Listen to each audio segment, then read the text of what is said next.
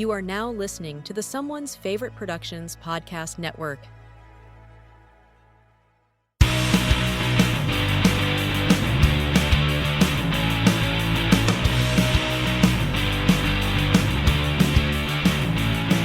Hello there, and welcome back to the Disconnected. Here today with facial recognized Dr. Will Dodson joining me to speak with Joseph Maddrey, the author of The Soul of Wes Craven, book you've probably been seeing everywhere over the last year or so. So as you do and all this, thanks for making your time to do this, Joseph. Thank you for having me. And then, of course, the obvious first question. So how many times were you asked why you wrote a book about Wes Craven over the last year? All of them, all of the times. I mean, many of us close to this subject, we know why it's important to talk about Wes Craven. And as we've all kind of alluded to, each of the other major creators and names in the space have had sort of their glory years, but it seems like it's finally Wes's time, thankfully. Yeah, well, there does seem to be a bit of a trend lately, or in the last 10 years with horror filmmakers, that when you die, you get a kind of an instant reappraisal. I think it sort of happened. It happened in a big way, I think, with Tobe Hooper. Yeah. Probably on a much bigger level than even what's happened with Wes. And then George Romero, all of his stuff getting donated to the University of Pittsburgh, and them starting up the horror studies program there, kind of built around that archive, is huge. So it's been, it's an exciting time for horror nerds. It kind of seems like it always is, but it's nice that we get these cycles at least.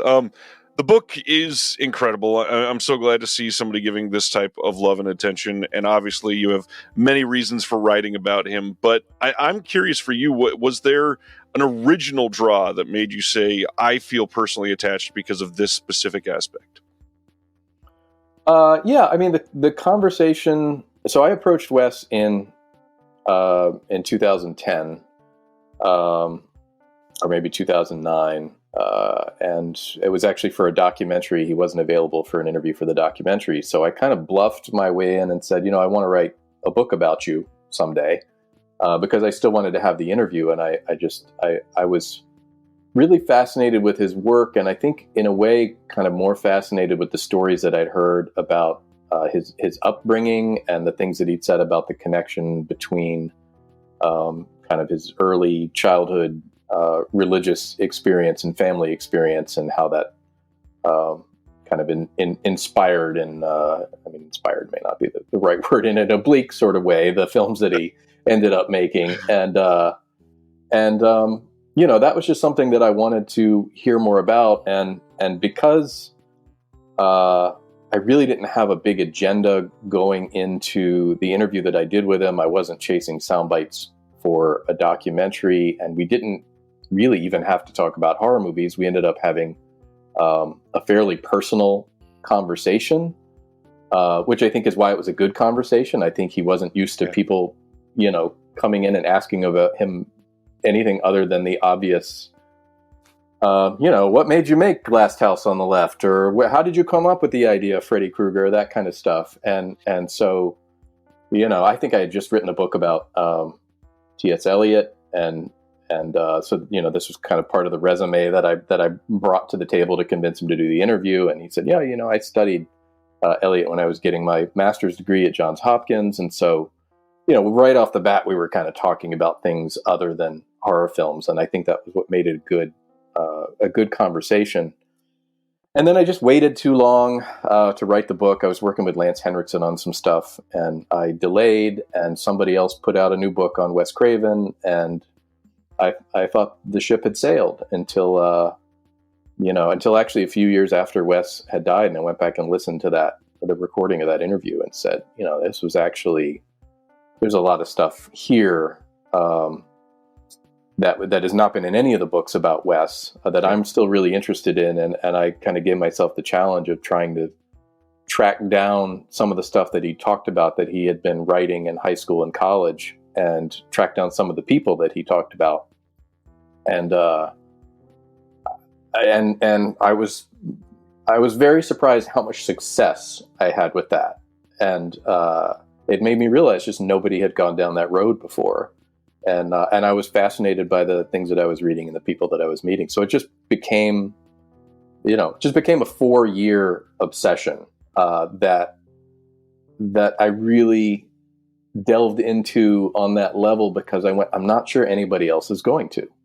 And I'm in sort of a unique position to just keep chasing this and try to put out a book that, that covers all this stuff that nobody else has really looked at with Wes. There's a point around the middle of the book in which, and I think this is from a previously published interview, perhaps not, if my memory is wrong, correct me, but Wes says at some point your life just becomes the work that you're doing. And the only time that's not true is at the beginning and the end. Yeah. And what you've done that nobody else has done in conducting these interviews, and especially going through archives that nobody else had gone through, which we'll get to specifically, is you fleshed out his youth and his teenage and early adult years, and the kind of self-reflection and relationship repair and building and a sort of new beginning in terms of his personal relationships, his personal life in his later years. That was just amazing.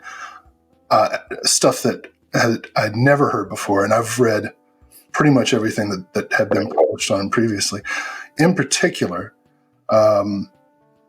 you get into his early life, his relationship or lack of relationship with his father, and fraught relationship with his mother, leading to his time at Wheaton College, where he quickly became editor of the literary magazine, which was the origin of a particular pseudonym that we're going to get to a little bit later in this interview.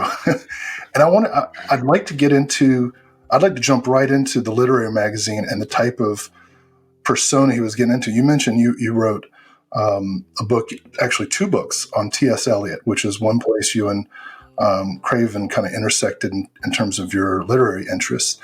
Can you talk a little bit about Craven, the college, English major, guitar player, poet? Yeah, I think, I think that the Wheaton College chapter is probably my favorite chapter in the book. And it's not just because it exposes what a literary minded guy Wes was, the things that he was reading, but also because it's the first time I think where he was really in a community of people who were equally intellectual and not just intellectual. I mean, Wheaton College certainly was academically rigorous, but who were also the people that he found himself in this community with. I think were all kind of seekers. They all were coming from some kind of religious background, and then sort of having it, deepened or upended at Wheaton College. And so I really think that time and place was kind of revolutionary on a deeply personal level for Wes and for all of the people that I talked to who were around him and who were friends with him during that time. So I think just as I say, I was so interested in the literary mind of Wes, but also this was such a great insight talking to people about who he was, and that everybody would kind of describe him as, sort of a quiet, shy, unassuming in some ways person, but also, he was, I believe it was during his freshman year that he was actually writing satire, kind of poking fun at the administration at Wheaton, at their self-righteousness, under his pseudonym of Abe Snake, and so he obviously had this kind of mischievous side to him, and a side that wanted to be really kind of irreverent and outspoken, and I think the part of him that gravitated towards satire and toward a kind of had kind of a dark sense of humor was the part of him that inside was really, damaged feels like too broad a word, but who had a lot of existential angst and a lot of shit to work out that was related to not having a father growing up, and to kind of the transitional neighborhood that he grew up in, and to having a very devoutly fundamentalist mother, and belonging to a fundamentalist church at a time when he, I think, was trying to believe some of the things that he was, sort of indoctrinated into, but just wasn't really connecting, and felt kind of rejected, and like he just didn't have a place in the world. Just didn't know where he belonged, didn't know who he was, just felt like a freak, I think, on some level, as a lot of, future horror filmmakers and writers. That's a common thread. But I think the first time where he had a community of people who were outsiders, maybe not for the exact same reasons or in the exact same way that he was, but he found a community of outsiders. And I think that was where Wes Craven started to really become Wes Craven, as a human being, not the brand, and not necessarily a horror storyteller, but he, I think, developed a lot of confidence in himself and in these aspects of himself that up until then had seemed problematic or contradictory. And so I don't know. I've rambled now so much that I don't even remember what your initial question was.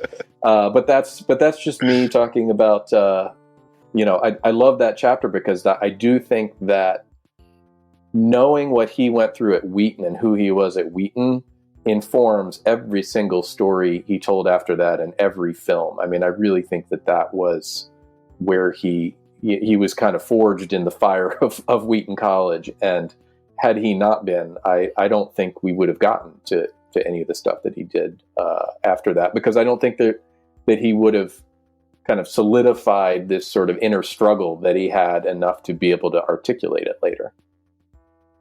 What's interesting with, comparing this to many of the other books that have come out on not even just like horror icons, but a lot of people in this industry, at least, they sort of gloss over those early years. They don't really get a lot of details that inform the later work, because I think a lot of the people that write these think most people are just interested in that later work. But well, to be fair, a lot of people are. I mean, I've seen some reviews online and people go, well, it got boring, so I skipped to the first movie and then it got interesting. I mean, that's but I think they're missing out. Yeah, I would agree. I'm not at all biased, but I think they're missing out. As somebody that really prides myself in interviewing, I'm very curious, because you did, upwards of like 100 interviews for this book, and you mentioned the amount of success that you were able to feel just in getting those interviews. What is your process like? As somebody that wants to be potentially a documentarian someday, I'd love to hear how you open up and build rapport with these people. Well, the smart ass answer is that I was pursuing these interviews in the early days of COVID, and everybody was sitting around bored at home with nothing to do. So and I'm sure that just getting people on the phone was easier because of that. Because I've been working actually in documentary television now for 25 years. I don't shy away from the cold call. When you're interested in knowing something, reach out. I love it when people reach out to me. You wrote a book on something I'm interested in, and people just pop up and ask you questions. I mean, I think most people are kind of receptive to that, unless they in some way feel like they're being exploited somehow. Right. And I worried, I think, a little bit going into this, that especially with people from his childhood in Cleveland, and from Wheaton College, that they would maybe not want to be connected to Wes Craven because of religious differences. I wasn't really sure what the reaction was going to be there. I believe that the first two people I connected with were Mary Blocksma and Bill Schopf, who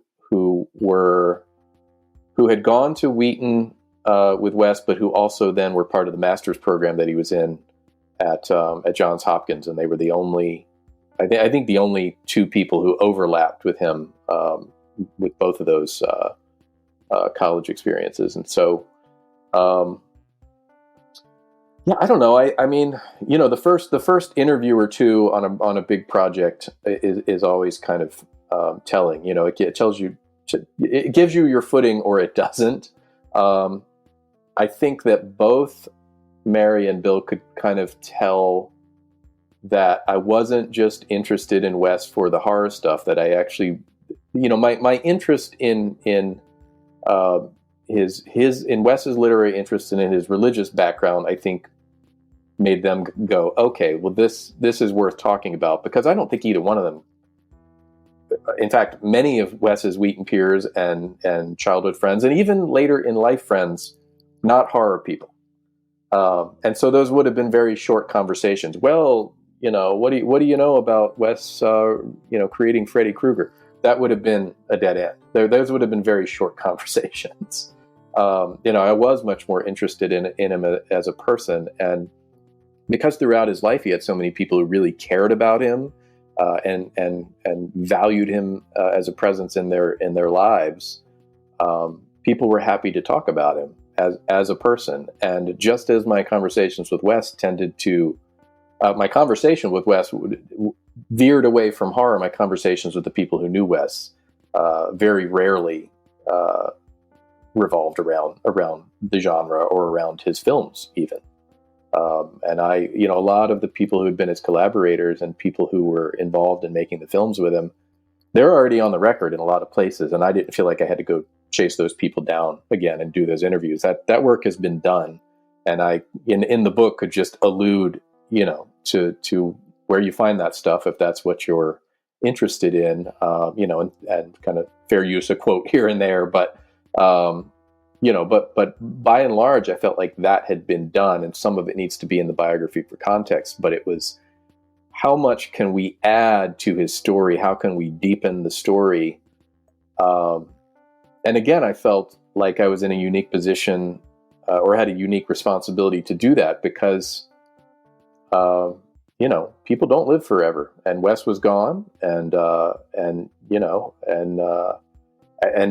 starting work on this, doing the interviews at the beginning of COVID, I think had an effect too, because there were a number of people that I interviewed who were in their 80s and some of them in their 90s in the early days of putting this book together. They're gone now. Damn. Well, going back to Wheaton College. Sorry, that was sobering. No, that actually leads to several questions I want to get to. All related really to the title of the book, right? The Soul of Wes Craven. Going back to Wheaton, and just to be clear for any of the heathens listening to this interview, Wheaton College is an evangelical school. The place, this is where Billy Graham went to school. Yeah. And I think it's great that on their list of notable alumni, both Wes Craven and Billy Graham are there. So the early chapters, or really the first quarter of the book, there's this mounting tension between Craven as a literary thinker, a creative person, someone who is struggling with feelings about faith and belief and family and who he is. Like there are several instances of him struggling with self-doubt, and you quote liberally from some poetry and some of his some essays as Abe Snake, satirical essays from the archives. Well, I mean, how would you describe the literary voice of this young Wes Craven? Well, one of the things that you notice but even before Wheaton, really, I mean, the first sustained, writing work that he had done, I guess, was a series, a column of. They're not satire. The articles that he wrote in for his high school newspaper, which were called Craven's Ravens, was more like a sort of a Mad Magazine humor type of thing. And he would, it's funny, you read them now and you can see in them the darkness of a kid who doesn't really know his place, or feels like people close to him don't approve of him, and yet he's masking that with humor.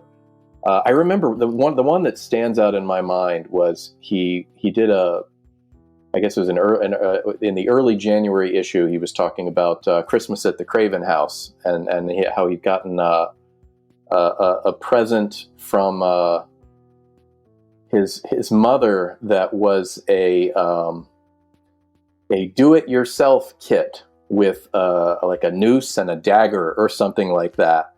And he's facetiously going, I can't understand do what yourself? I don't get it. And yet there's clearly there's a darkness behind that, because he did have issues with his mother. I mean, he had said in some of the heavier interviews that he did, he would pretty much say, I grew up feeling like my mother didn't love who I really was, didn't understand me, didn't, and that's hard for anybody. So I think the darkness masked by humor was always there. The Abe Snake persona, which I was really, I had done enough, internet searching to know about the Abe Snake, porn movie. And so I knew that pseudonym, and it was wild to connect it to some stuff he was doing at Wheaton College, at this evangelical college, was a bit of a wow. And it just happened because somebody I was talking to, that I was interviewing, who really wasn't close to Wes and really didn't have much to say. I don't even think he's quoted in the book by name, but he just said, yeah, I remember freshman year you'd post these things in the dining hall and poking fun at the administration, but he wouldn't sign his own name on them. He used some silly ass name like Abe Snake or something. My ears kind of perked up. And wait, say that again. But they were never published. He would put them up. They were taken down immediately. The administration never, as far as I know, found out who was doing this. So he was still a bit of the kind of prankster and instigator, secret instigator, I think, in the early, at least his freshman year at Wheaton. Something happened then where he suffered he suffered a paralysis. He had a virus that basically turned into a condition that was never, I think, formally diagnosed, but which left him paralyzed for a period of months. I've read the chest down and waist down, and I'm not sure which one is accurate, but either way, that's some scary shit. He was sick, got up feverish to go to the bathroom in the middle of the night, couldn't get up, and was taken to the infirmary on campus, and then the local hospital, and then had to go home with his single mother, who didn't understand him / didn't love him in his view, having to do everything for him, and he was bedridden, and I think I know at least one family member said he was suicidal at that time. And so he wrote for the literary magazine at Wheaton after that experience. And there is a change of tone, and there's also a bit of trying on different voices and different personas. There's there's a very melancholy poet version that he would sign these. What was it? What was his W.E. Craven? Which I think was because he was reading T.S. Eliot and thought, oh, that's, if you're a poet, you use initials. That's my theory, anyway.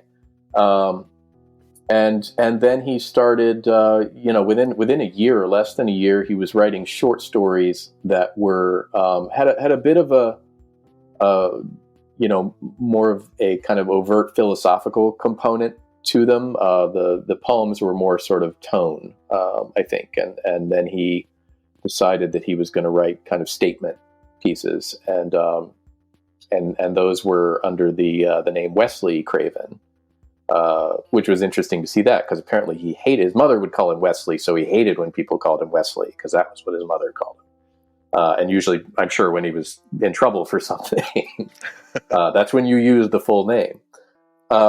But that was the important, the self. I mean, I use my name, my full. I'm Joseph on my book, so I can talk. But then he had another pseudonym, Thomas Sparrow, and I think he did some shorter poetry, and he also did some kind of visual art, some watercolors, some photography, I think.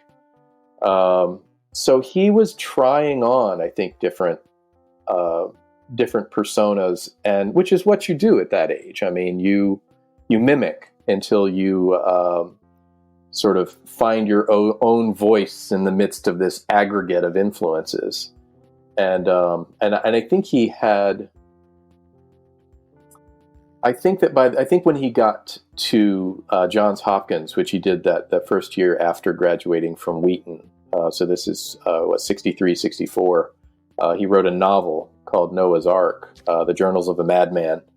And I think that's really his voice. I mean, it's much more, again, kind of overtly philosophical than anything we think of with the horror films. It's pretty dense reading. He was reading a lot of Proust, and it's not short. It's very kind of psychologically complex, and it's him clearly doing a fictionalized self-analysis. So for a biographer, it's absolutely fascinating. But I really think that's where he kind of established, here's my voice going forward. And then he was writing short stories and I think tried a couple of additional novels at that time. Including, I think, an early run of Fountain Society. He said he came up with that idea in 1972. So that's many, many years before he actually wrote the thing and got it published. But I don't know if he took a pass at it, at writing it at that time or not. But he wanted to be a writer, just out of college. I mean, that's what he was going to be. He was teaching. He went into teaching college for a few years, and he was trying to get Noah's Ark published, trying to get short stories published, submitting them to different magazines. And it just wasn't happening. It turned out to be a dead end. Had he gotten any one of those things published, I think he probably would have doubled down and not found his way to cinema. Yeah, it was actually while teaching, right, that he got interested, working with some of his students. He got interested in entering the film industry. Yeah, I think he was seeing a lot of films and kind of European art house films at the school where he was teaching, and he just went, "Wow, because he didn't grow up with film. I mean, the church that he was in, so that's the work of the devil. You're not allowed to see films, and he certainly didn't grow up on science fiction or horror films. And so he was a young teacher in his 20s. Before he really discovered cinema and had even thought about it as a medium that he could work in. Well, maybe then to fast forward a little bit, speaking of films being of the devil, his first two films. Yep. Right. So the story of Last House on the Left has been told, so yep. we won't linger on that. Although you actually, I think, offer some really interesting insights on the writing of that film. But after Last House on the Left, he found himself almost persona non grata because people were so disturbed by the movie. And so the next film he did, as you alluded to, was in the adult industry. Mm-hmm. And many of us are familiar with his pseudonym on the film Angela, the Fireworks Woman, Abe Snake. I had always recognized, of course, the erotic connotations, but not until your book did it hit on me that these are religious connotations as well. Right. And in fact, the pornographic film that he made is a very, shall we say, spiritual film. Yeah, which is strange, right? Don't you even feel kind of weird saying that? Yeah. yeah. Especially because I'm going to send the link to this to my mom. Yeah. Well, sorry, Mom. Yeah, and that's not a film that he acknowledged by name or wanted to talk about. In fact, before I'd even started working on the book, so I guess about a year before he passed, I got a note to him through a mutual friend and just said, "Can we please talk about the Fireworks Woman?" And my friend said, he gave the note to Wes. Wes looked at the note, read it, started laughing, and then just got really serious. Said, "No, I don't talk about that." Well, and to be clear, before we get into a discussion of it, the adult industry was very different then than it is now, and certainly still not considered legitimate cinema. But this was the era of porn chic, of Deep Throat. And I mean legitimacy, right? Legitimacy is an interesting word because what gives you legitimacy? Well, usually money, right? In America. That's what I mean by it. And I mean, there were porn films. I'm just going to brazenly use that instead of saying adult films. We'll call them what they are. We're in the top 10, grossing pictures of that. I mean, it's like there's The Godfather, and then whatever, The Devil and Miss Jones. I mean, it was a different time, clearly, but it was also, I think that the thing that people who haven't done a little research or aren't old enough to have been around for that maybe don't realize is, they had stories and ambitious stories. I mean, not just stories that were about, well, what is a taboo that we can break? Although, clearly that's there too, because again, you want to make money. But, thematically, some of these films were made by people who really had artistic ambitions and who had something to say. And I think, certainly Wes got into this,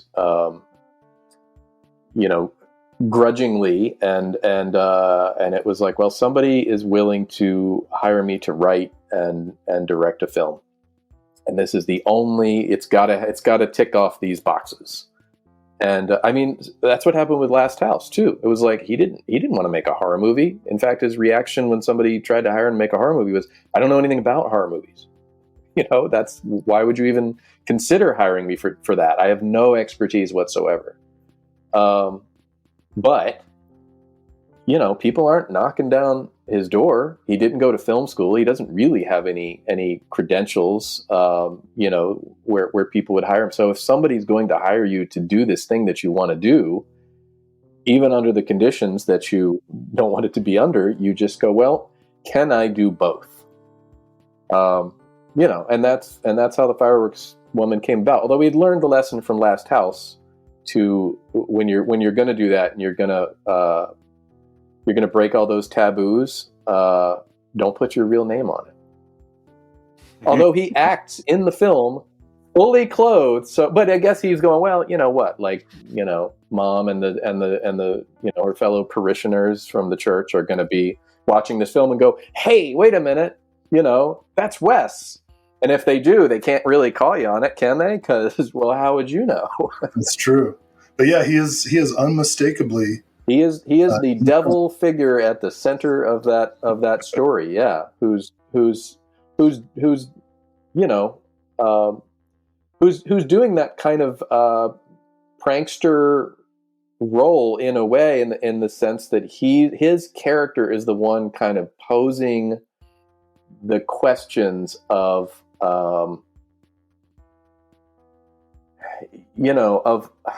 it's a complicated story in that. So it's like, on the surface, it's this, it's exploiting the taboo. It's a brother and sister. It's an incest story.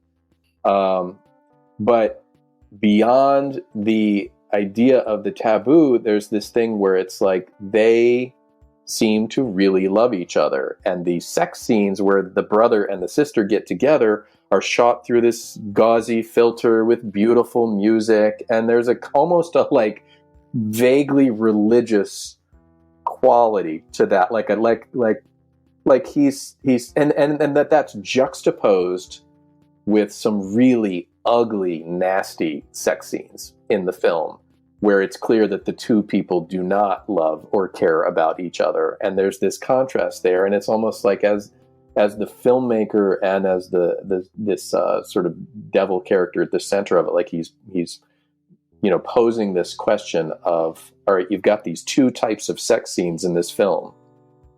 We understand what's wrong with one type, but really, isn't the other one just something that we should be looking at going, yeah, that's pretty, normal and beautiful, and they're in a loving relationship, and I feel like he's making sort of a comment. I mean, granted, they're brother and sister. There is that, but I feel like he's making his own little comment there about sort of puritanical values, and yeah, I mean, that was the era of porn chic. I mean, that's right there, waiting to be pounced on as an issue. So that's the question everybody was asking: was, is there some kind of is this evidence that we're, as a culture, not repressing as much and maybe becoming more open-minded, becoming more European, as it were, or are we becoming more debased as a culture, that porn is mainstream? Yeah, there is this really interesting tension between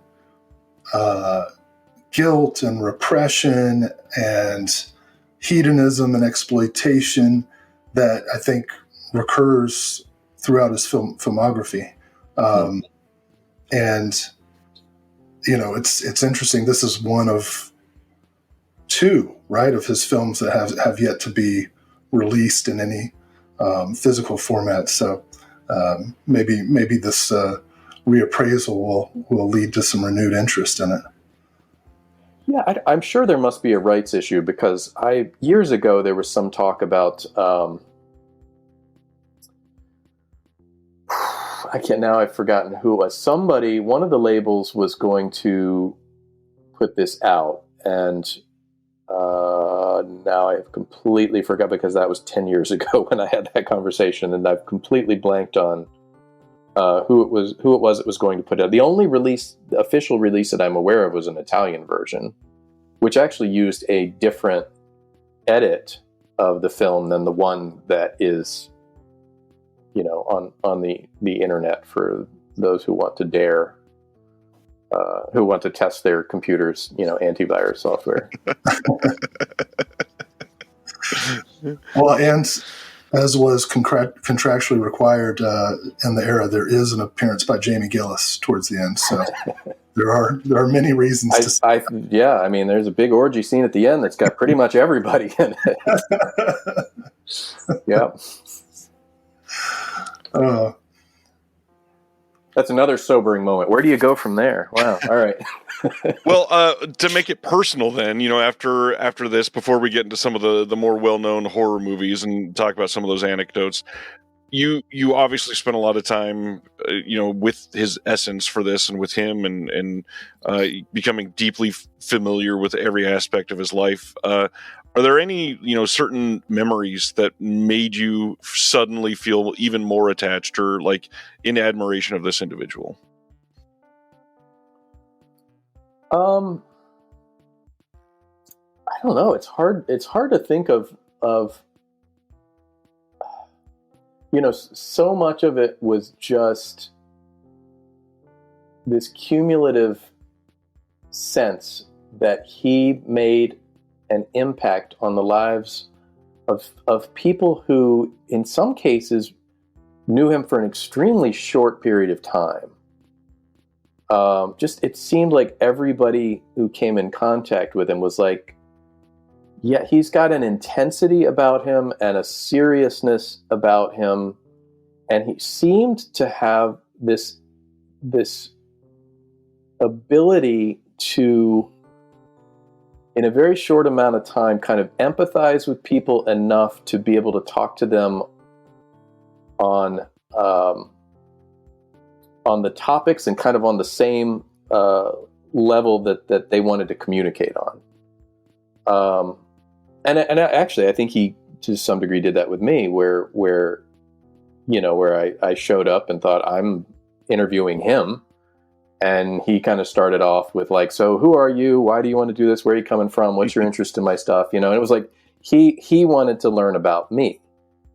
And, and again, because I wasn't interviewing him for anything specific, I mean, I rolled with that. And I told him about my childhood and growing up in the church and gravitating toward philosophy as a teenager and literature and T.S. Eliot and all this stuff. And I did kind of the abbreviated version of that and sort of how horror films and his horror films specifically kind of fit into all that for me, that I liked a certain type of horror film that was dealing with metaphysical issues, and that I thought he did that better than most. And once he sort of knew what I was interested in and where I was coming from, he said, okay, well, look, there's actually, some kind of overlaps in our life experiences and in the things that we're interested in. So let me sort of, give you my version of that, of how I grew up and how all of that sort of evolved, and how, you get out of the church and you have to kind of, you have a void there that sort of has to be filled by something very big. Right. And, and that's where philosophy and literature and those sort of things come in. And how you forge your identity. And so we had a conversation that was about that. And I think this is just something that Wes, because he was a serious person and he was always questioning and he was deeply curious about everything and about people, that he asked a lot of questions and he wasn't just waiting to talk. And he wasn't, I think on some level, it's funny because I was having a conversation with somebody yesterday about how, a lot of really successful artists tend to be narcissists, but I think, and I think that on some level, clearly his brand and, his legacy to some degree, and, obviously the work, what he was putting out into the world, all of that stuff was very important to him, but not for its own sake. I think he was really very conscious of why am I putting this out into the world? And is it not just for me, but is it of some value to other people? Because if it's not, then maybe I just shouldn't be doing it. And I'm sure that started with Last House with this sort of the critical drubbing and also the becoming kind of a pariah among the people who knew him. You start to go, the way he put it was, am I all of the things that my church warned me about? He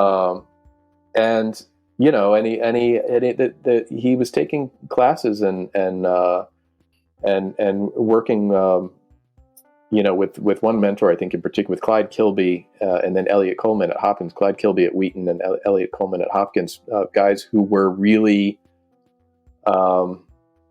examining this question that was very big at that time and place about Christianity and art, and what does it mean to be a Christian artist, and can you even be both? Because fundamentalist Christianity, at least the church he grew up in, the Fundamentalist Baptist Church that he grew up in, said stay away from all things worldly. So, you stay away from cinema, you stay away from literature, you to some degree stay away from art because there's the heavenly and there's the worldly, and never the twain shall meet. Or if they do, you're going to hell. And I think that was baked into him from an early age. I mean, he said the big value of having grown up in the church for him was that it made him ask big questions. And he went through his whole life asking big questions. And he had this amazing ability to balance that with, things that were very commercial, with something that could be exploited for money, something that was popular, something that a lot of people cared about, but that also had layers to it. I think that's what makes Wes unique. Well, and sticking with that, wrestling with spiritual matters. As I was reading the book, I did something that I had not done before, which is as I came towards the end, I began in my mind comparing Craven's work to that of David Cronenberg. And it created a contrast that kind of locked in an interesting, to me, difference in their approaches, right? Cronenberg is very scientific, biological, body, right? And sites of trauma are physical. Yeah, and also atheistic. And atheistic, right? I saw an interview with him, red carpet interview about the shroud, where someone asked him what happens when you die, and he just smiled and said nothing. and very comfortable with that. Yeah, I mean, spoken like a true existentialist. Yeah. But Craven, on the other hand, really did see this spiritual, psychological, whatever divide, and you see that in films like obviously Elm Street and Shocker and Serpent and the Rainbow and even Angel and the Fireworks Woman. This wrestling with questions of selfhood and faith and the intersection of the physical and the metaphysical. And it occurred to me that a person who is paralyzed for any amount of time is going to experience a mind-body divide in ways that others cannot. Even as we understand neurologically, our brain is distributed throughout our body. When our bodies stop working, but our minds continue to be able to imagine and project, we experience that so differently. And it seemed to me such a key anecdote in the book that resonated throughout the rest of his life, like both professionally and spiritually, like the need to keep going, right? Never stop. And this questioning of the nature of who am I,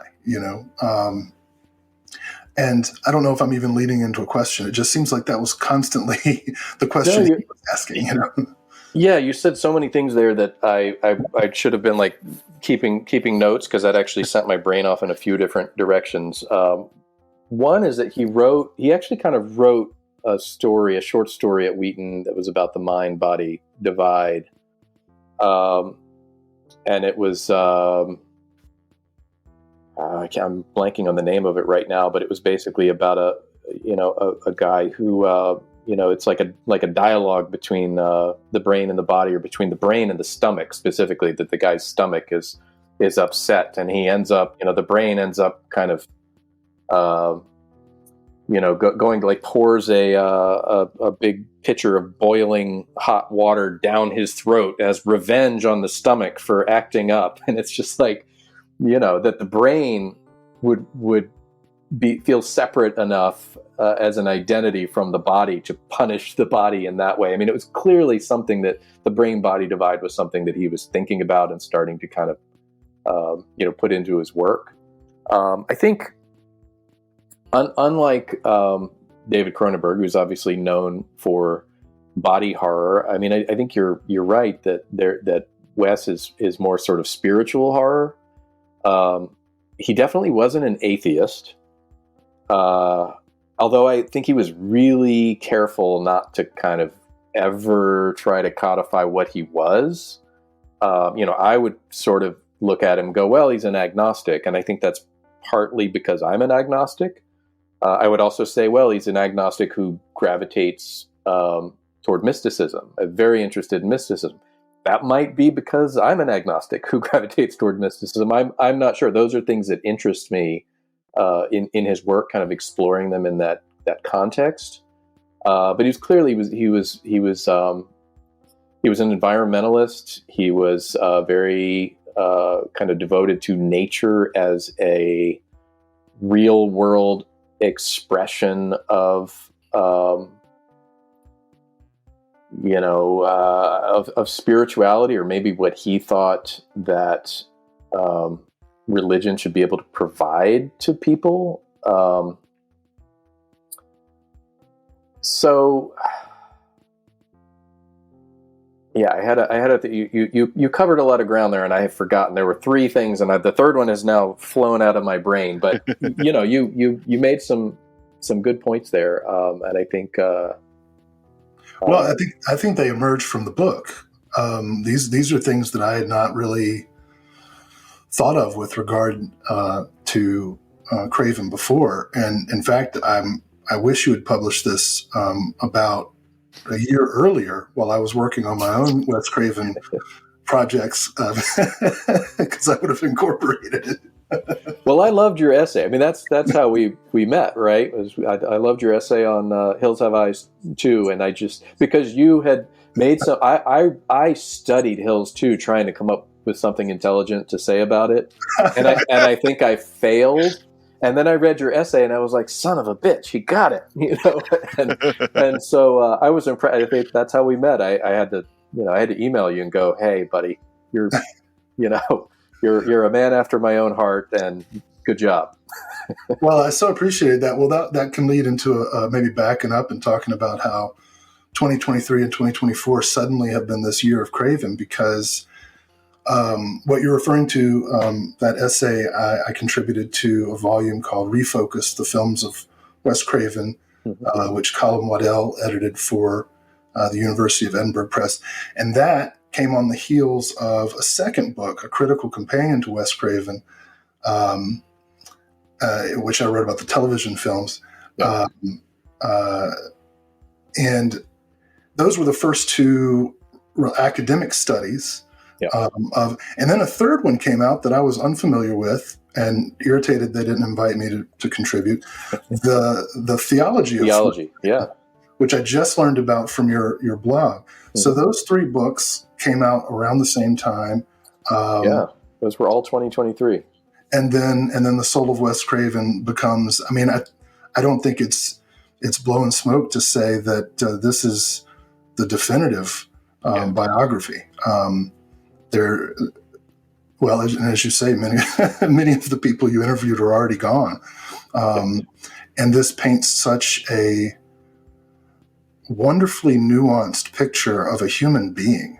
I found myself getting very moved in parts, and we'll come to that later. But, as you say, when artists, filmmakers, musicians, when they pass away, suddenly there's this renewed appreciation and reappraisal, and I think it's fantastic that Craven has gotten this attention, and that we're talking now about his soul, his humanity, in ways that critics had kind of mischaracterized or stereotyped him as this grisly. Well, I like to think, and I hope that it's in ways that Wes would have appreciated. Yeah. That's kind of the goal.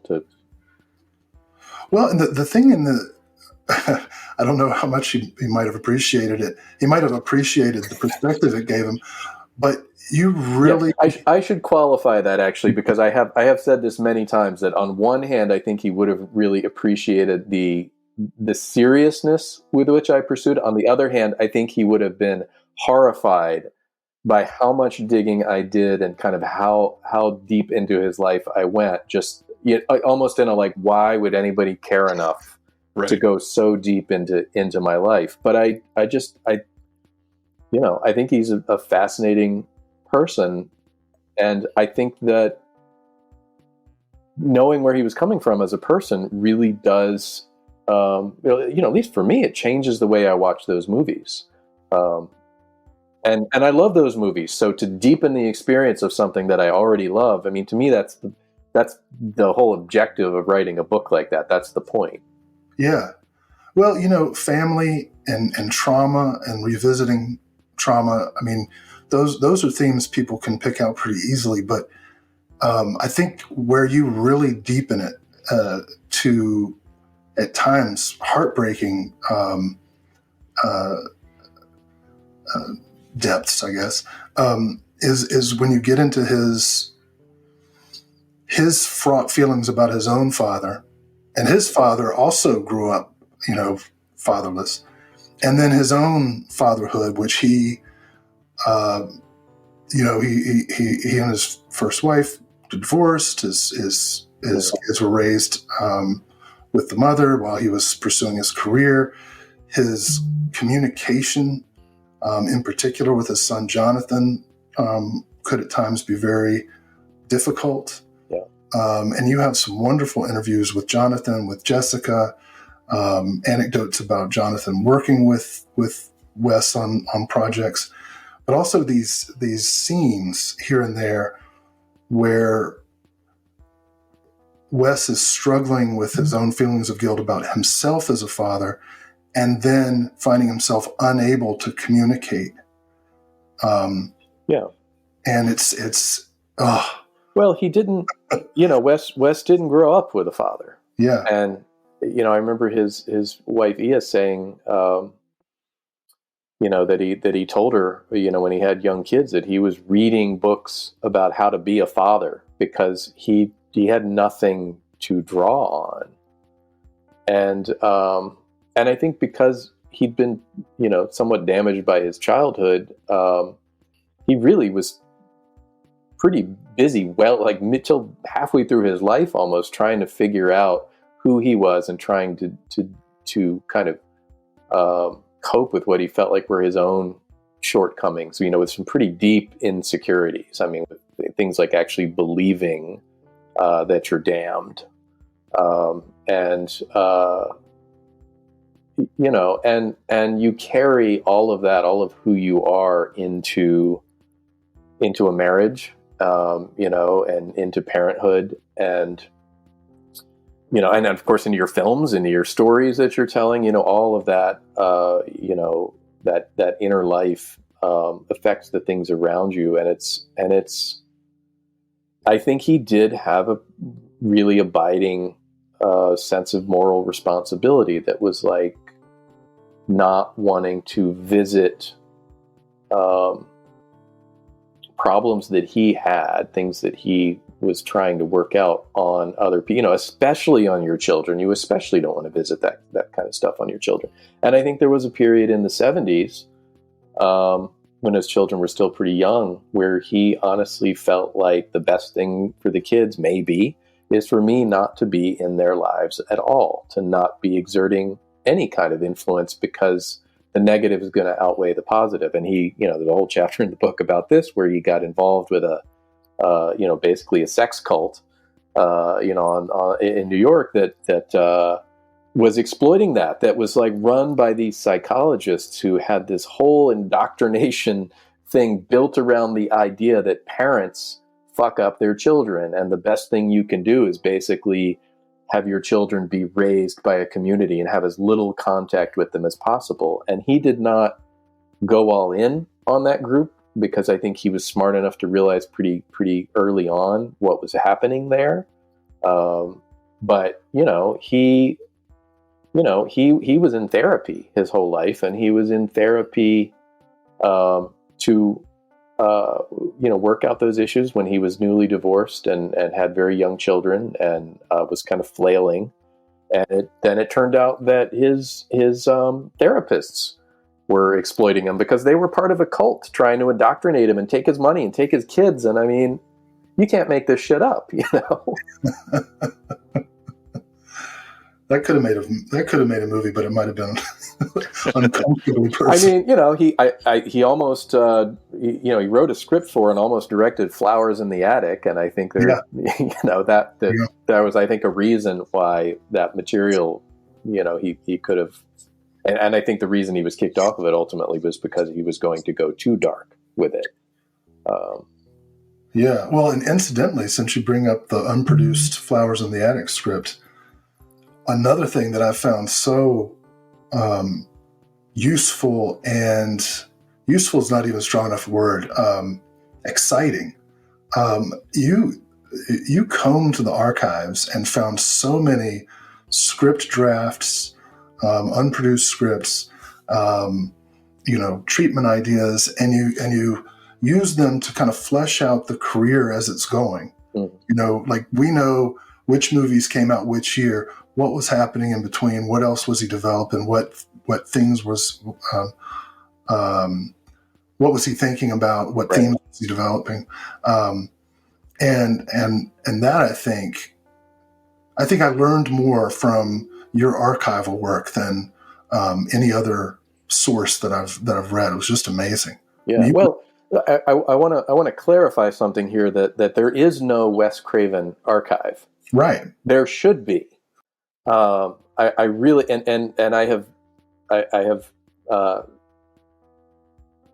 tried to push certain people in certain directions to make that happen. I don't know if it ever will.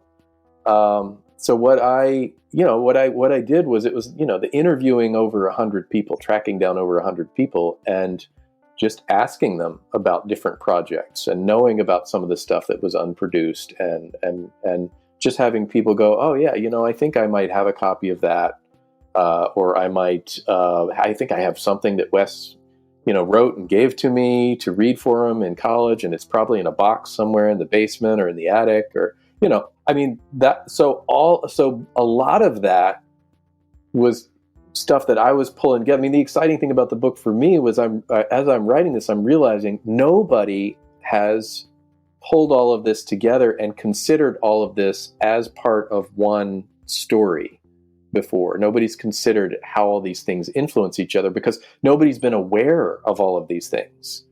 You know, I did a presentation at one point at the University of Pittsburgh, and Ia, Wes's wife, and his son Jonathan was there, and I got up and just told some anecdotes that other people had told me about Wes's time when he was teaching college. And as I went back down and sat in my seat, and I was sitting next to Ia, and she leaned over and she said, "Thank you for that. You told me things that I didn't know about Wes."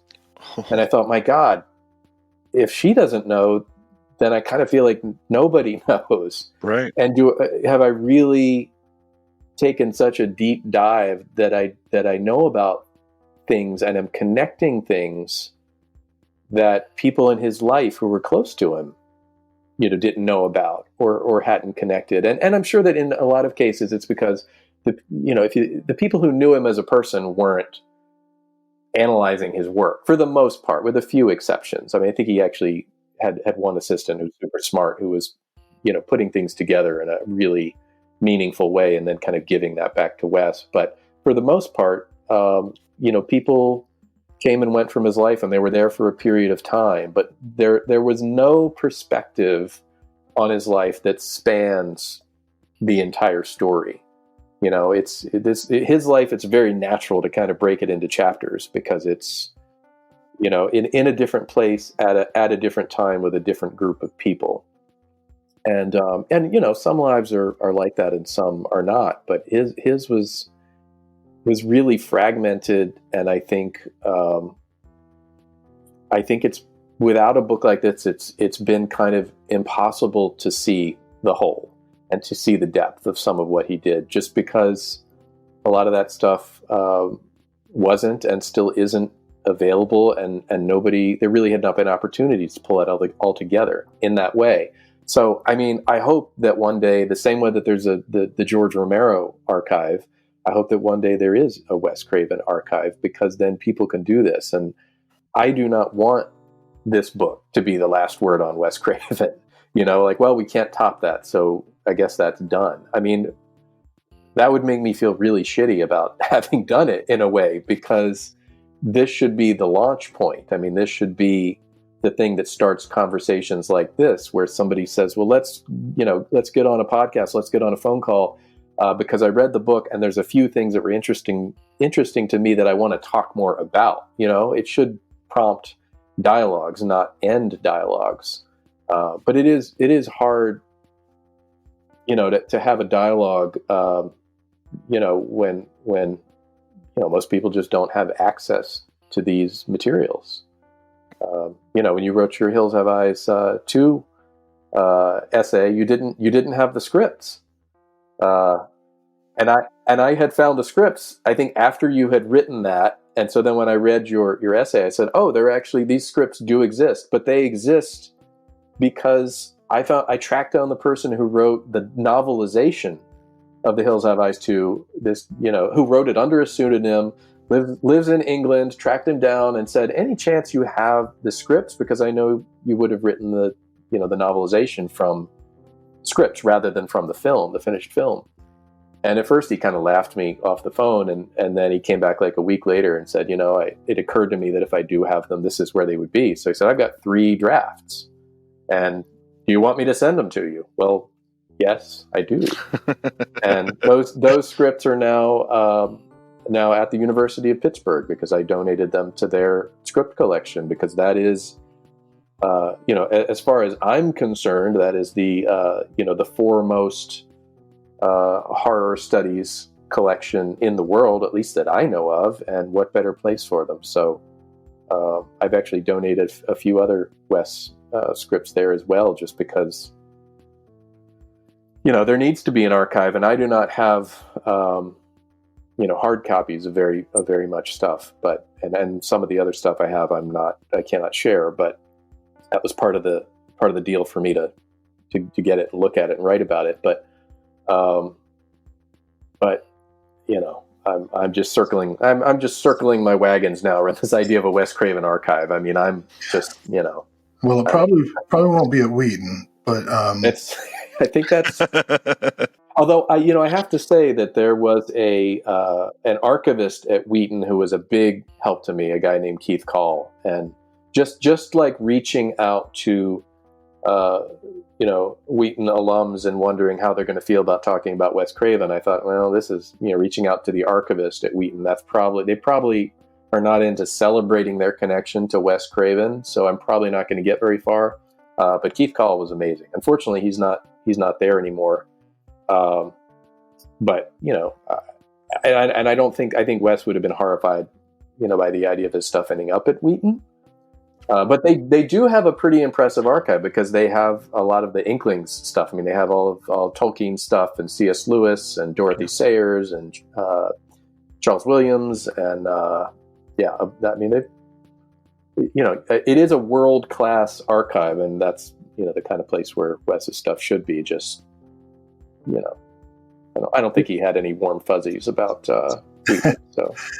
Well, maybe at Clarkson where he taught, somebody can make a donation. Yeah, well, I was thinking Hopkins. They have his Johns Hopkins. Has an impressive archive. They have his the Noah's Ark novel, the manuscript of that, because he did it when he was there. Or the Harry Ransom Center actually has the script for The Fireworks Woman. So believe it or not, there was a script, and what's really crazy about it, it's at the Harry Ransom Center in the Norman Mailer papers.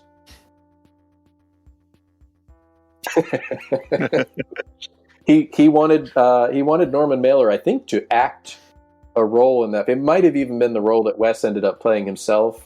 I can't remember, but he sent the script to Norman Mailer for feedback, and Norman Mailer, I guess, held on to it. So now it's part of his papers at the Harry Ransom Center. That's nice. Which was another great, that was such a cool discovery to find that. I mean, that was a shot in the dark. Somebody told me about Wes's Norman Mailer collection, and I just got online and said, I wonder where his papers are, and I wonder if. And I looked up the finding aid. Sure enough, there was a script for The Fireworks Woman. These are the kind of things that when you're working on a project like this are like, that was a holy grail moment, you know, because then you could go, all right, what's actually in the script versus what was imposed on him for the sake of making a, you know, commercially exploitable porn movie. What were the things that were so important to him that they're in the script, and where did he embellish on things thematically that you can do in writing, but that wouldn't necessarily come across in the script. And right. I could say more, but I'm not going to, because you got to buy the book. Right. Well, and you know, as that collision of Wheaton and The Fireworks Woman leads me to the first film that many Wheaton alums actually got to see by Wes Craven, which is Music of the Heart. Yeah. You know, a lot of horror fans at best ignore Music of the Heart. I encourage people to revisit it because it is truly a Wes Craven movie. Some of his most important themes: economic class, family, dealing with trauma, in this case through music. So this film, there were some new insights that came to it, primarily in casting, some things I didn't know about, which I really... Oh, the Madonna stuff was new to you? Yeah. Yeah. You know what I really wish I could have tracked down, and I didn't pursue it too hard, so maybe someone else out there will. Someone with an in with Meryl Streep. Apparently Wes... Yeah, so he was doing Music of the Heart for the Weinstein, so it basically promised him a non-horror movie if he agreed to direct Scream 2. And or was it Scream 3? I can't remember. But he got to do this movie, but they imposed on him Madonna for the lead role. And I think he was not keen on Madonna in that role, but he wasn't, you know, I don't think he was protesting. The thing was moving forward, but at a certain point, Wes's idea of the character and Madonna's ideas for the character just were night and day, and he had to say, "Look, it's not going to work," and that basically killed the movie. And I think they were fairly close to. I think they were in pre-production, and he thought it was dead, and he just made a Hail Mary pass where he wrote a long letter to Meryl Streep, very personal letter that was, you know, probably a version of his life story, saying, "Listen, I've been trying to do this my whole life, and you know, you know, he music was something that I think was one of the things that kind of kept him sane at the moments in his life when he really worried for his sanity, and just you know, just a foundation, you know, for him." And he, you know, I'm sure put a lot of that in the letter, and I imagine that that's probably what convinced Meryl Streep to say, "This is such a heartfelt letter, I can't say no to this guy." You know, all she's really said about it, you know, when people bring it up is, "Yeah, I'm a big pushover, and you know, it was a sweet letter, and I fell for it," and you know, kind of. But I would love to see the letter that convinced Meryl Streep to do the movie. But I have not seen that. It's funny, you mentioning that, you know, the Wheaton crowd finally had a Wes movie that they could watch. I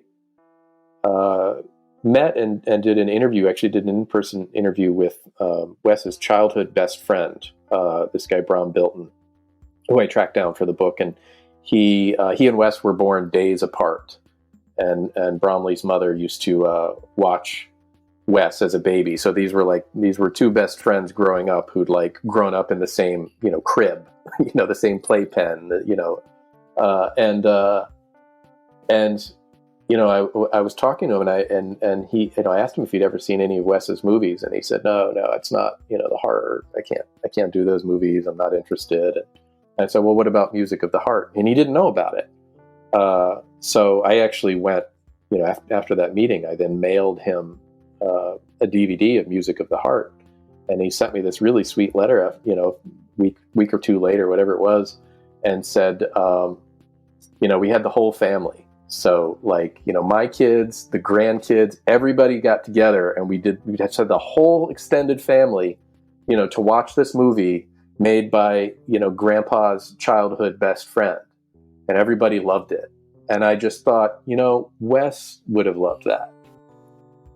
A few minutes ago, you were talking about how Wes probably didn't realize, a lot of the impacts that he made and would feel humbled by why somebody looking into me so much.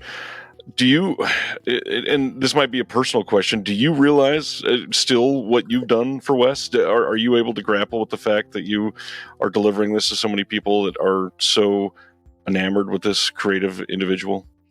I mean, mostly what I worry about is how many people are actually, reading it and discovering it. I feel really good about having done it. I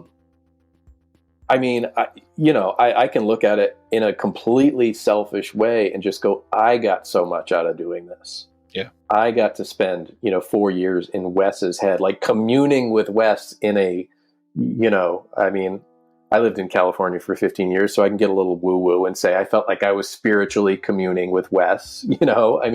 It really was. I was so in his head that I was applying his thought processes and some of his beliefs to things that were going on in my real life. And finishing the book was, and putting the book out into the world, just letting it go and going, I'm done researching Wes now, was kind of depressing in a way.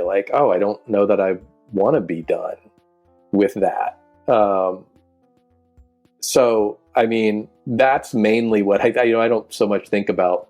I hope other people for whom Wes's work is as personally important as it is for me. I hope other people read the book and go, wow, that really deepened my love of Wes and of his films. And that's, again, it's like deepening your appreciation of something that you already love, making you see something you already love in a new way.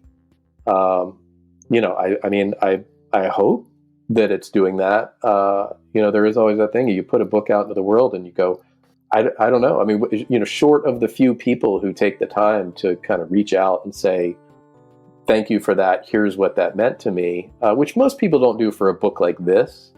You don't really know. You put it out there and you go, hey, I feel really good about that. And if nothing else, that meant the world to me.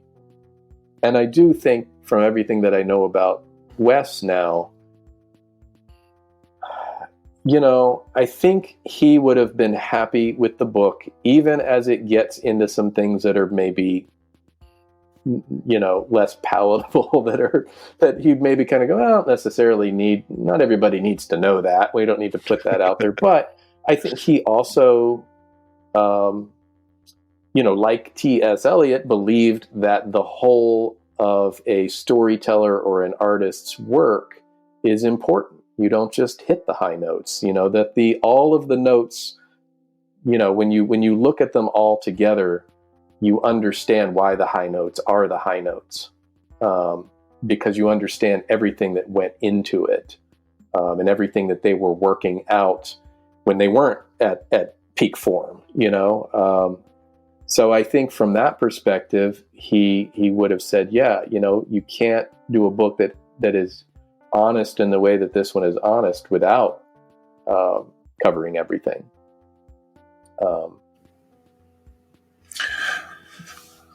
Well, speaking of covering everything, there's one project that, and I actually want to come back to the sentiment that you're expressing here in a bit, but this is probably the only chance I'll get to talk to anyone about the Fountain Society.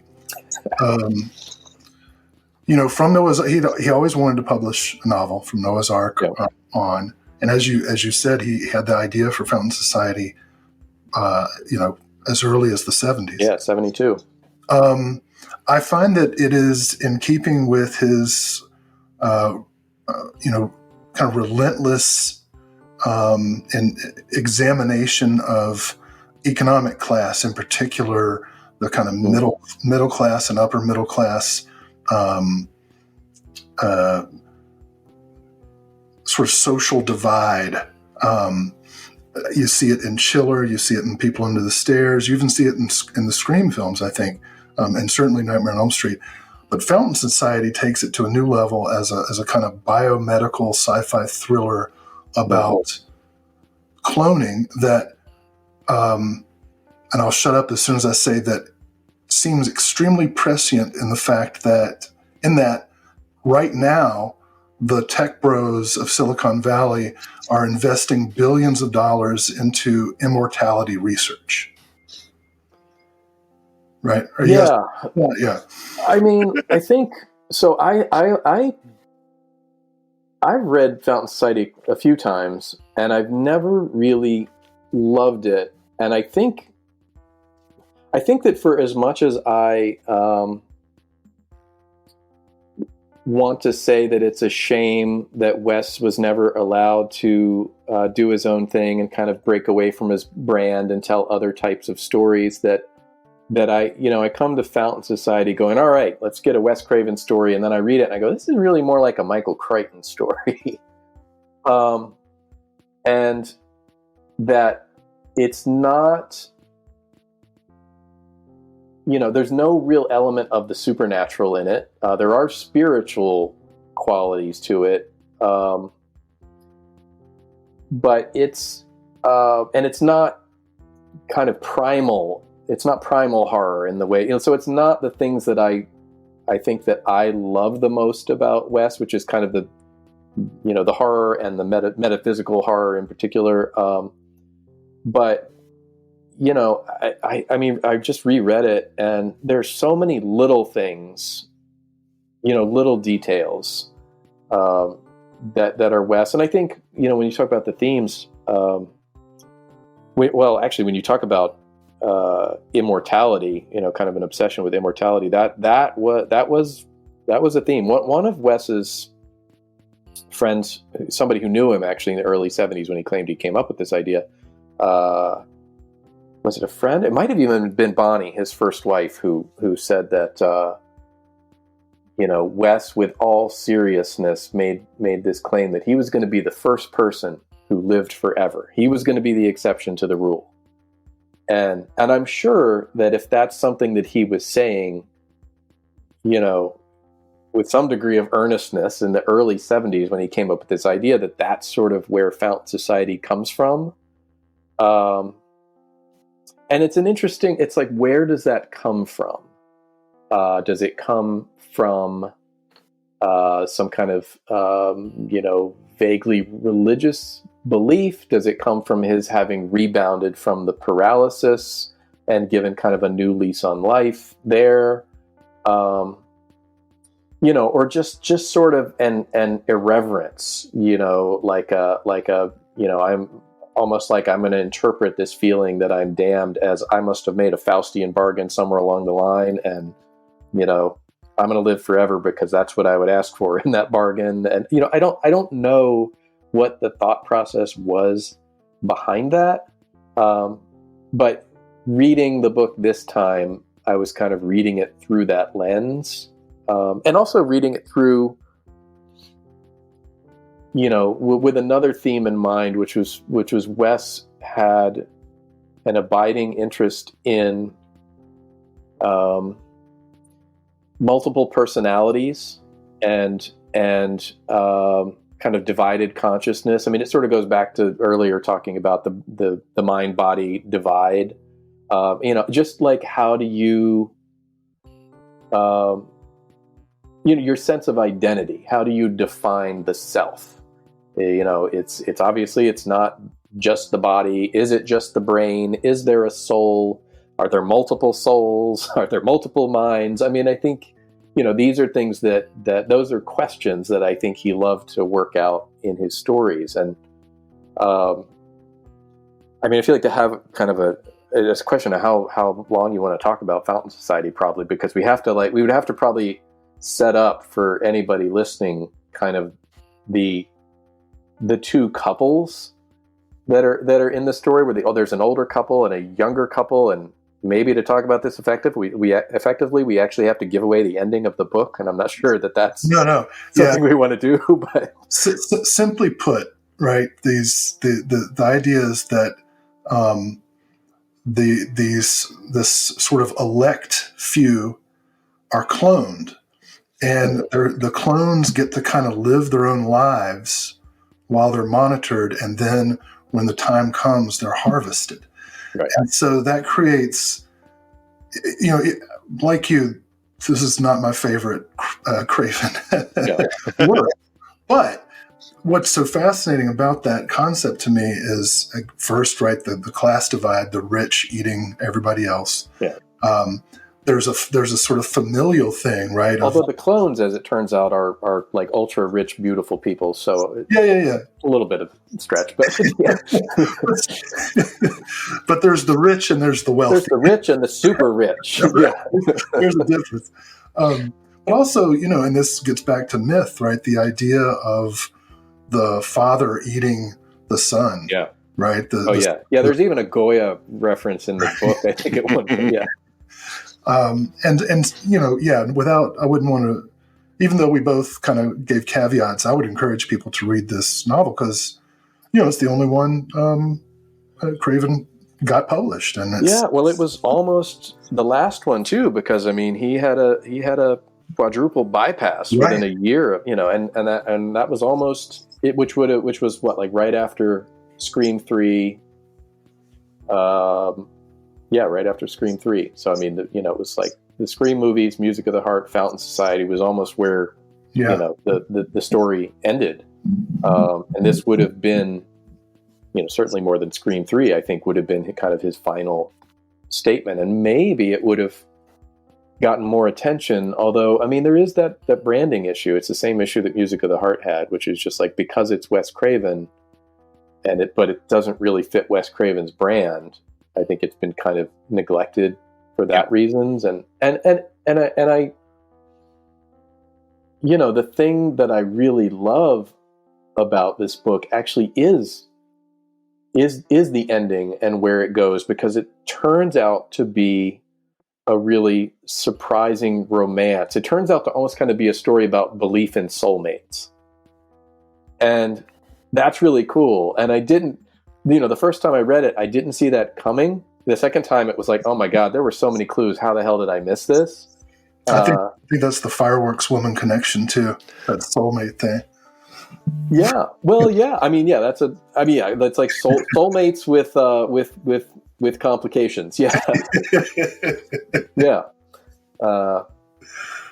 And then the other thing I noticed, the setting, the sort of Wes, the naturalist, the environmentalist. I'm sure that the setting, which is what, it's like an island off Puerto Rico, Vieques Island, I think, and so I looked that up as I was reading the book, but I'd never heard of it before, and they have a big wildlife sanctuary there, and I went, oh, I'm sure Wes went and did the bird watching thing there, because I know he traveled all over the world and went to a lot of different places for bird watching. That was his big passion, and the final line, and it's really a subtle thing. And if it weren't written by Wes Craven, I might not have even kind of keyed in on it. Just this, that island gets kind of reclaimed by nature because man has sort of been run off with his crazy Frankenstein experiments at the end of the book. And I just went, yeah, there is that is Wes. Having kind of more faith in nature, or more love for nature than for man's crazy experiments and moral failures. And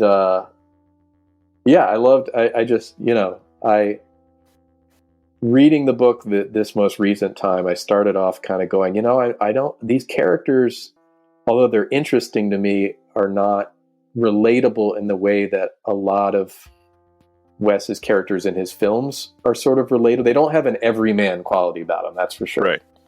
But they are very interesting. They are very complex. But by the end, because of the way the story goes, I really like them, and I really like where he took it. So, yeah, I feel I hold the book in much higher regard after the recent reread than I had in the past. So thanks for prompting that. Well, and that's a perfect segue to, I think, the final question I have about Wes Craven, which is full circle, right? From Craven's Ravens to Wes Craven's The Birds. Yeah. Right? The newspaper, or not newspaper column, but the magazine column he wrote for the Martha Vineyard Gazette, I think. The Vineyard Gazette. I don't want to say in his dotage, because he wasn't. He was still actively producing and trying to put together projects. Yeah. But he wrote this 8-part. Is that right? 8-part. Yeah. Well, he was sick in the midst of. I think not at the beginning. He actually had 2 different bouts with cancer, and it looked like he had won the first round, I think, at the time he started The Birds, and then I don't remember how many installments he actually wrote after. Basically once he knew he was terminal. I know that the very last one he wrote knowing full well that he had, at most months to live, and as it turned out, I think weeks. Mm. And these are, you can Google these. Yep. You can find all 8 installments, and they're very strange and funny and disturbing in places, and very much recall the early columns and that he was writing that they quote from in his early days. So it's, I guess, morbidly beautiful in a way that that's a good descriptor. It's hard for me to read them without kind of seeing, Wes had kind of a perpetual smirk on his face, and I just, you can read that smirk into every one of these. Yeah, something I really loved about the idea of him as an artist, the smirk. Yeah. That was important to I commissioned the cover art from Bill Sienkiewicz, and that was, I wanted that. I didn't want a Freddy glove. I didn't want, anything hokey.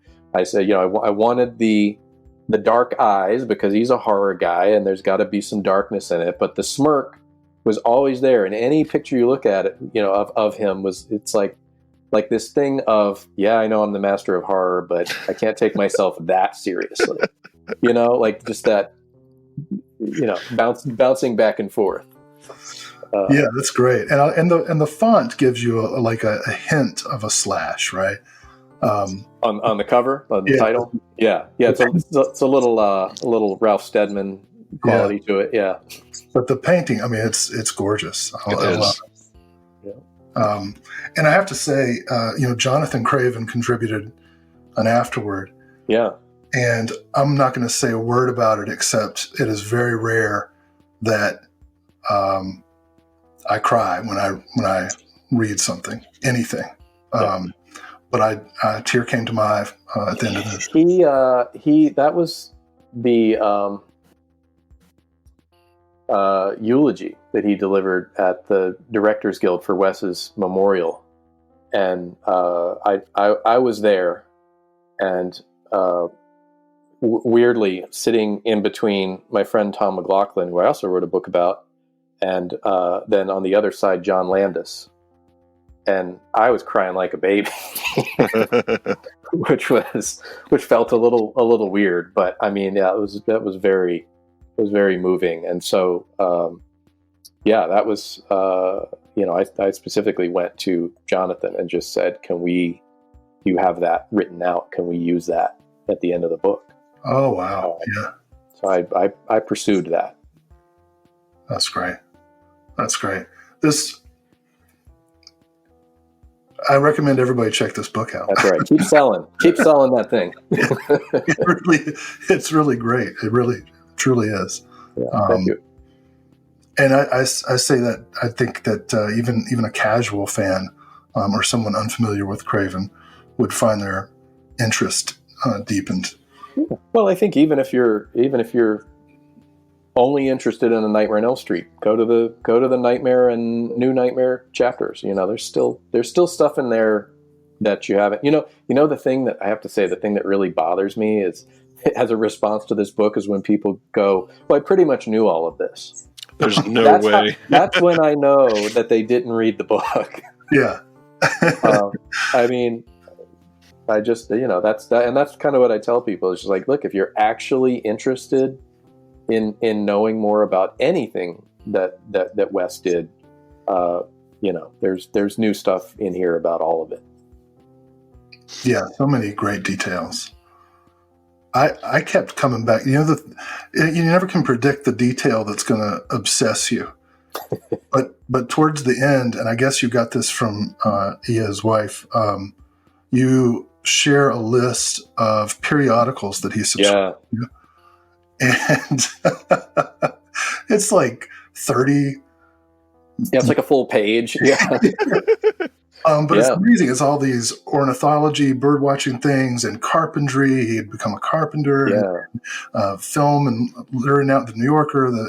And just it was good. I thought that you included it because I think so many people's, especially in the pre-internet age, so many people's periodical subscriptions were an indication of the person they wanted to be.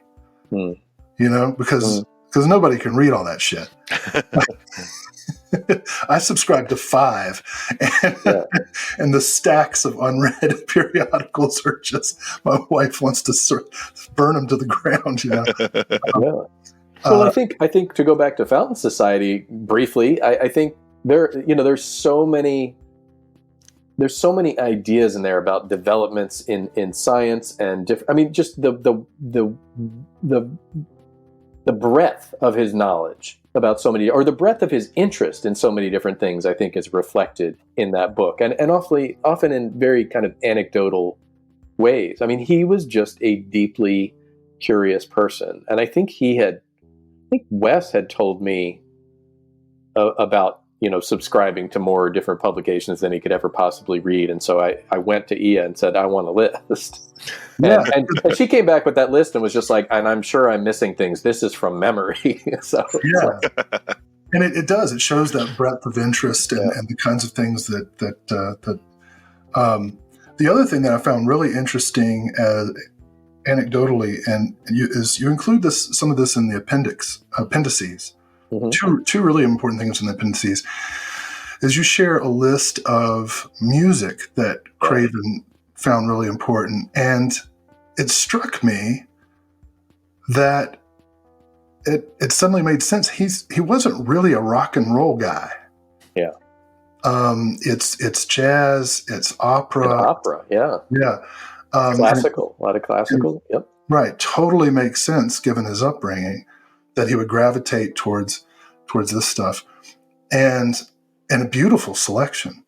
But then you include something that is really on brand for you, which is a mixtape that you made for Craven that did include quite a bit of rock and roll. And I wonder, is that something that you were able to give to him, or is that that was a playlist that I started making from just just doing digging, finding different things that he'd written, allusions that he made to certain songs or lyrics in his scripts, things that people would talk about that they heard him listening to, things that he played on guitar. So everything in there has some direct, and I couldn't even now look at that list and tell you what all the connections are, but I mean, I was making a playlist as I was researching.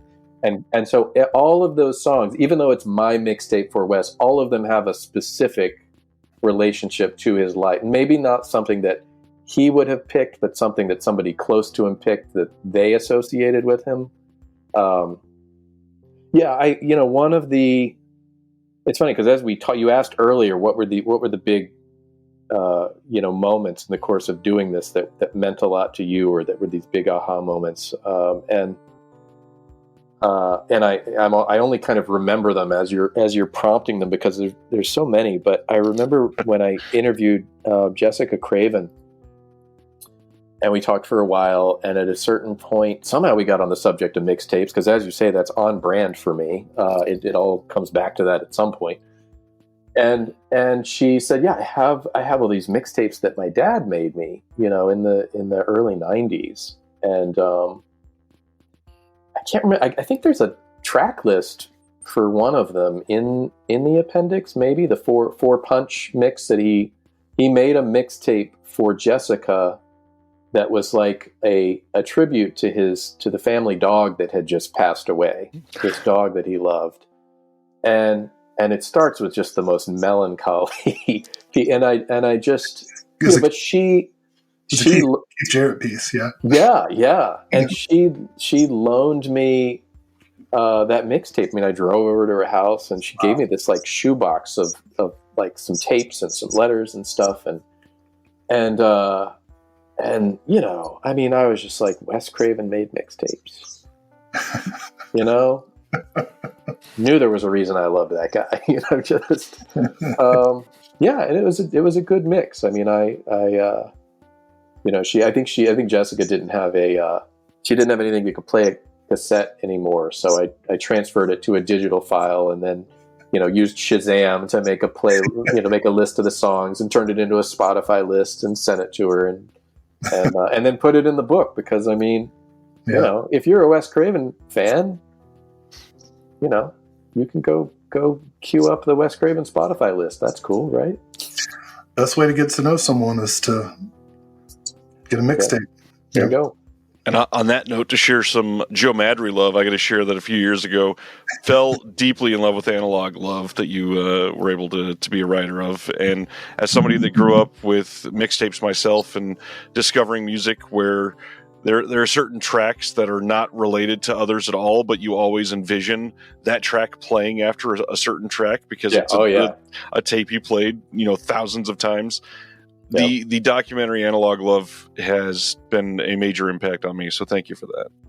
Yeah. Oh, that. I mean, again, I'll just be selfish and say that did a lot for me too. I mean, that really kind of reinvigorated my enthusiasm for music, and it did it at a time that had sort of long-lasting effects, because it was right after my daughter was born, and she's now about to turn 11, and she's a singer, and music is just the most important thing in the world. I mean, she would say that without hesitation, that music is that is her stronghold. And a lot of I remember we'd done an interview. My buddy Rob, who directed that, had done an interview. What's her name? The lead singer of Morningwood, Chantal Claret, and I kind of went, oh yeah, I sort of vaguely remember, remember that band and that. So that Morningwood song, what is the now I'm blanking on the song, but that became my daughter's first favorite song. Like because I was doing that documentary and putting together mixtapes, Nth Degree was the song, and she just, that's like the first thing I can picture my little, like however old she, 1 or 2, bopping her head around, I guess it wasn't 1, there was no head bopping at that age, but not intentionally anyway.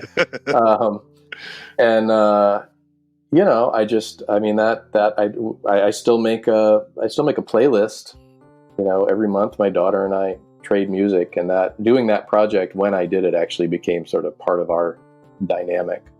And I had not done much with mixtapes or thought about mixtapes that much in the, at least 10 years probably before that. Right. So yeah, that was important for me too, to kind of come back around to that. So thank you. I'm glad you've discovered that. Very, very, very early on, yeah. And I've shared it with many people. In fact, I bought a couple extra copies to give away to people because it was I still do that too, yeah. that meaningful, yeah. Yeah, well, you have conversations with people, just, are you into mixtapes? And, Yep. And sometimes you'll just get a flat no, but you never just get a simple yes. You get an essay. You get an essay answer to that question. So. Well, listen, I intended on asking about 30 more questions, but I know we're getting close to the time. It's 2024, right? The Soul of Wes Craven. It's the 40th anniversary of Nightmare on Elm Street, 28th anniversary of Scream, and the 20th anniversry of Joe Maddrey's first book, Nightmares in Red, White, and Blue, Which that makes me feel old. Started out, I want to mention this, as a college professor, this book started out as an independent study project in college review. As somebody who has conducted about 100 independent studies over my career, I tell them every single time, this is your chance to write or produce anything you want. You can take it anywhere you want.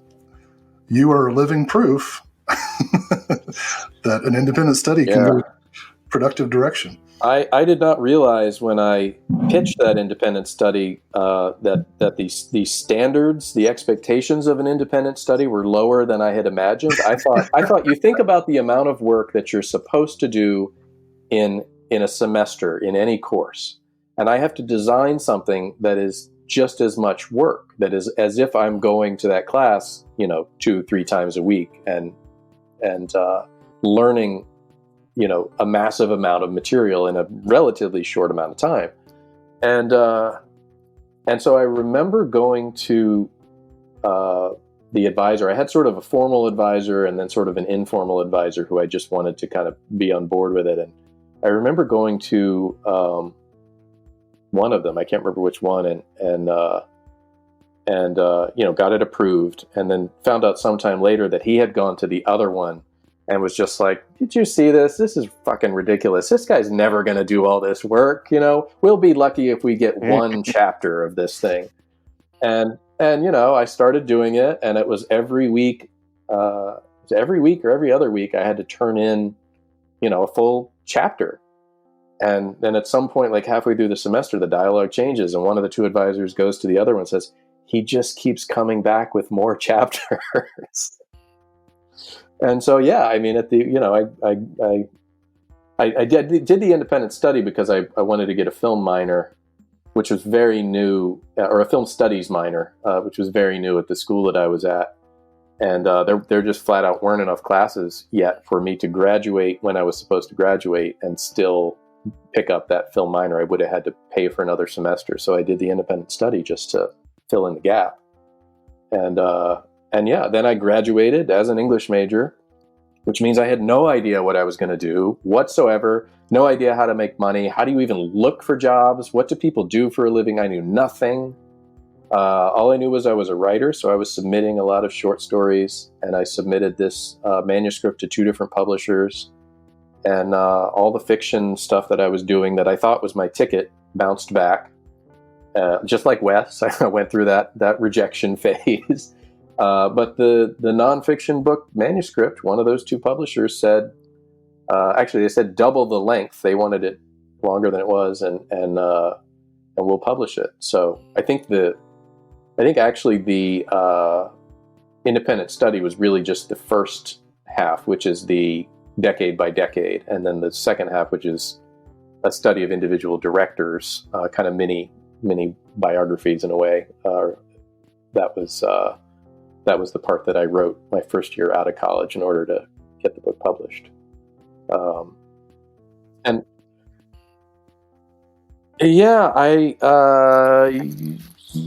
know. It depends on which ones you count, I guess. I mean, there've been some really, really small ones, and then some collaborative things, and it's like, which ones do I feel like? I was incredibly involved for about 10 years with working on a biography of Bruce Joel Rubin, who won the Oscar for Ghost and wrote Jacob's Ladder and Deep Impact and Brainstorm and a bunch of other stuff.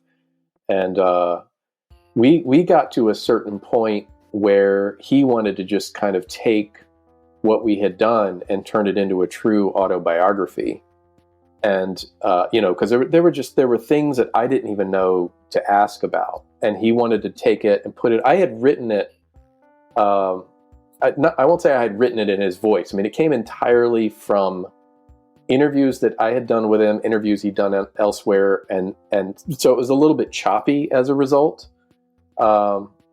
But he just said, I want to go through and edit this whole thing, give it a more consistent voice. And I want to add, I mean, he doubled the length of that book, just adding things that I would have never known to even ask him about. And that was published earlier this year too. So it's called It's Only a Movie. And I have here, let's flash that while we're doing this shameless self-promotion. That's Bruce's book, and it's a damn good book, and I feel close to that, even though, my name is not on it, but that's okay. Because it's just like the Wes thing. It's like, if you're in a position to kind of push something out into the world, you have kind of a duty to do that. And I mean, Bruce would be the first to say, I would never have occurred to him to write a book. So he but he's really happy that he did, and I'm really happy that it's out in the world. So yeah, this is what I do. I'm gonna keep doing it until I guess until my brain fails me. I don't know, brain or body or soul, who knows? Something will fail me eventually. That's where this story ends for all of us, right? Well, that's the thing, right? We keep bringing things into the world one way or another. Trying. That's yeah. it. That's all it is. Well, as we've said like 25 times, by the Soul of Wes Craven from the Soul of Joseph Maddrey. You should be checking this out. It's a great read. I will be linking as many of the things as possible in the description for everybody listening and or watching this. Anything else coming up in the future that you're working on that you can hype up? I'm working on two things, two book projects. And I don't know, they may both go forward or neither of them may go forward. So I'm not ready to talk about them yet. It's been a little daunting after 4 years on Wes and feeling so good about that to go, what do I want to do that is important enough to me to spend the next, 4 or 5 years of my life doing it? And as you get older, those kind of questions do weigh on you a lot more.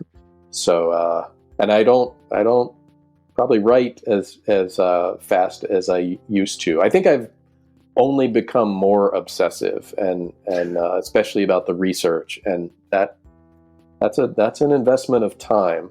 But that's the thing to me that's really valuable at this point, is trying to find things that other people aren't paying attention to, and make sure that there is a version of that exists for the people who care.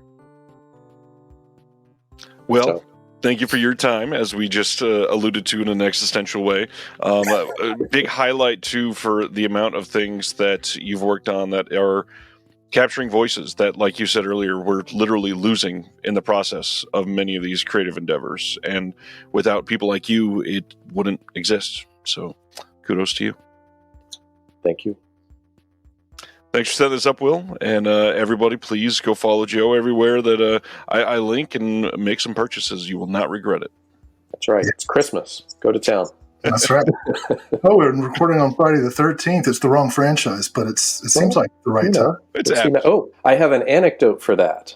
Oh. Which I think is not in the book because it was kind of a second-hand anecdote. And I was like, well, I don't know if I entirely trust that source, but supposedly, Wes told someone very close to him, and this has not been verified by Sean Cunningham, but that the first rough cut of Friday the 13th was not landing. So Wes, who had started his career in film as an editor for Sean Cunningham, recut Friday the 13th, and that the cut of Friday the 13th that we know and love, Wes Craven had a big hand on that, and I think.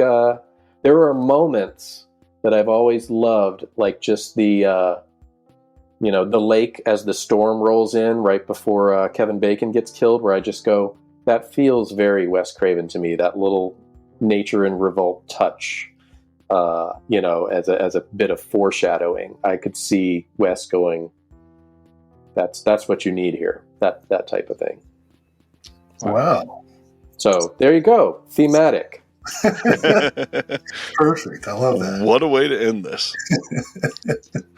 Thank you for listening to the Disconnected Podcast. There's one big thing that you could do to help the show, and that is to leave a rating and review on the podcast service of your choice. Thank you.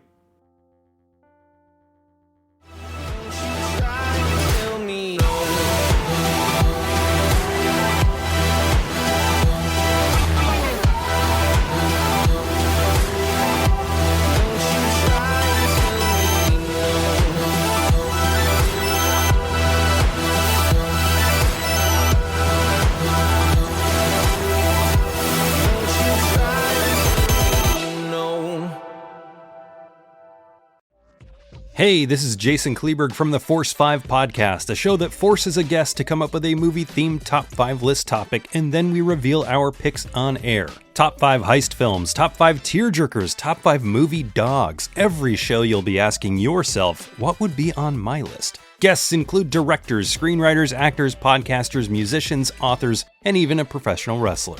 Subscribe to the Force 5 podcast, and you won't just be a listener, you'll be a list nerd. The Force 5 podcast, available wherever you're listening now.